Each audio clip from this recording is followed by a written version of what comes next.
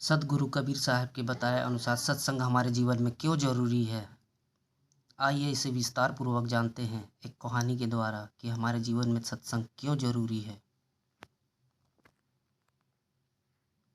एक बार एक युवक कबीर साहब के पास आया और कहने लगा, गुरुजी, मैंने अपनी शिक्षा से प्राप्त ज्ञान ग्रहण कर लिया है। मैं अपना अच्छा बुरा भली भांति समझता हूँ, फिर भी मेरे माता पिता मुझे निरंतर सत्संग सुनने की सलाह देते रहते हैं। आखिर मुझे रोज सत्संग सुनने की क्या जरूरत है। कबीर ने उसके प्रश्न का मौखिक उत्तर न देते हुए एक हथौड़ी उठाई और पास ही जमीन पर गड़े एक खूंटे पर जोर से मार दी। युवक यह देख अनमने भाव से वहां से चला गया। अगले दिन वह फिर कबीर के पास आया और बोला, मैंने आपसे कल एक प्रश्न पूछा था पर आपने कोई उत्तर नहीं दिया। क्या आज आप उत्तर देंगे?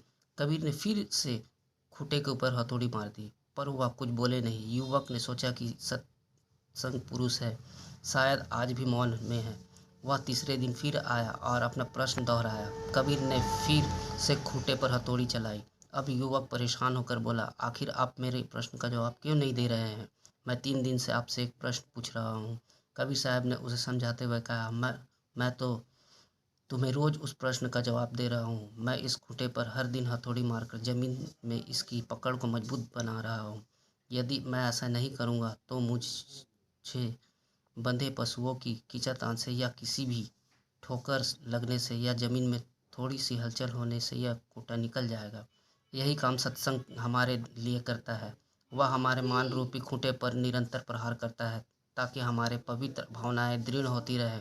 सत्संग नित्य प्रति हृदय में सत्य को दृढ़ कर असत्य को मिटाता है। इसलिए सत्संग हमारे दैनिक जीवन का अनिवार्य अंग होना चाहिए। इसलिए हमारे जीवन में सत्संग का महत्व है।